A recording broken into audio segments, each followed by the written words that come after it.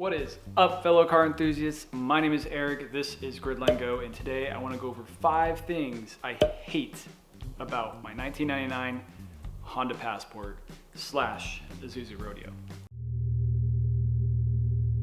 Coming in dead last at number 5, because we're going to count this one down to the number 1, the number 1 top thing that I hate about it.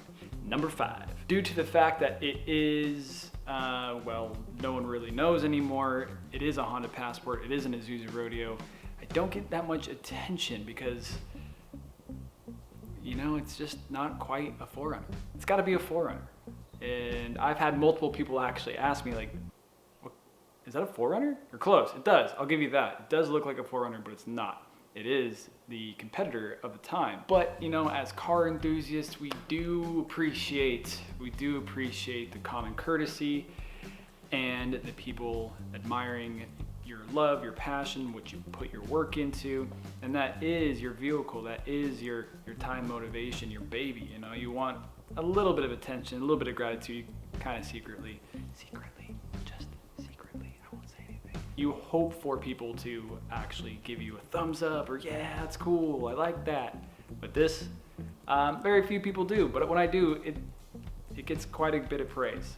Number 4. I heard the forerunners are very similar to this. I actually haven't looked under there, but the rear upper control arm over the fuel tank on the driver's side is such a hindrance when you want to do some type of modification to it. So I want to say, like, if you're going to do a lift bigger than 2 inches, I would probably say anything bigger than 2 inches, you should probably get the bent control arm to avoid the fuel tank when you are getting that driver's side droop. When that driver's side droop is going down, that arm is nice and straight and it just goes ahead and hits right on that fuel tank. So you get the bent one that kind of reaches around that fuel tank. And finding those, not that common, really.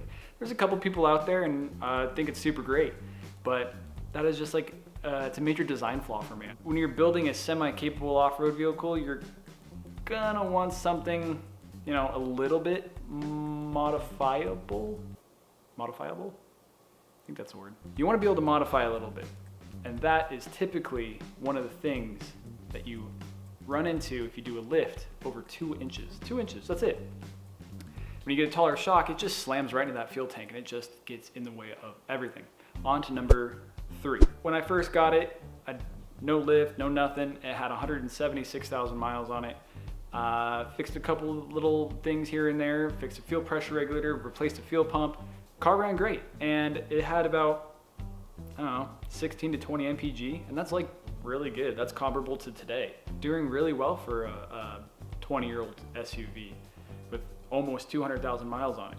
16 to 20, I'd say that's pretty good. Now that I added everything to it, some extra weight, bigger tires, a lot of wind drag, I got the brush guard in the front, I got the roof rack up top. That creates drag, it creates weight, and now we're down to about, I don't want to say it, I'm kind of ashamed, but 10 to 16.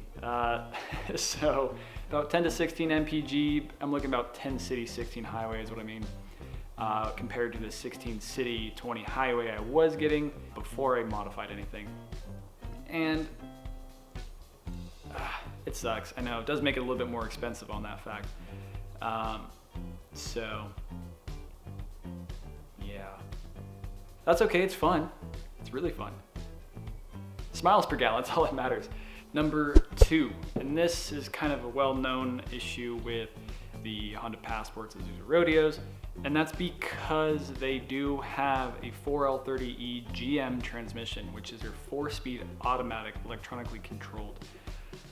These things, when they get neglected, they do really start falling apart. They do start blowing seals, slipping clutches, and sticking solenoids. So the best thing to do, keep that maintenance up, and that transmission will, in fact, go forever. But just a little bit of neglect and a little bit of abuse, it can start falling apart.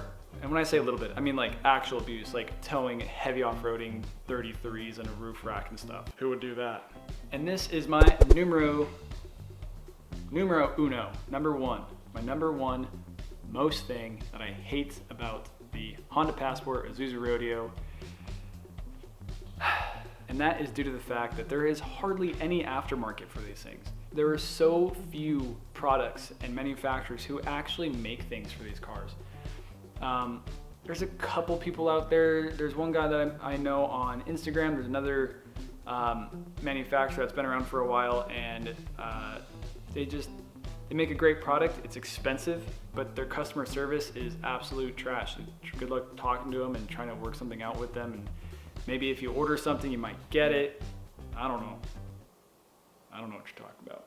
Anyways, aftermarket, very limited. The only real things that you could probably get for it that is more popular, because these things come with Dana 44 in the rear factory. So you actually get a lot of options, but you got to choose your gearing accordingly, because you might not be able to match it in the front. So the front, they don't really sell anything for the Isuzu 10 bolt, but they do have various gear ratios that you can match if you need to. But as far as seals and pinions and parts or whatever you might need for just that axle, they're gonna have it. Dana 44 is very common. It's used in a lot of cars. So that's actually a very plus side for it. But the rest of it, you're gonna look at like aftermarket replacement parts and stuff like that, but you're not gonna be looking at aftermarket upgrades or aftermarket modifications. There's a few things here and there. So most of the people who end up doing them now are just Frankensteining them. So if you like this video, you like what I have to say, let me know in the comments below, or you can hit that thumbs up button. If you have any other things, if you own a Isuzu Rodeo and you hate it, absolutely hate it, or hate something about it, comment below. Thanks for watching.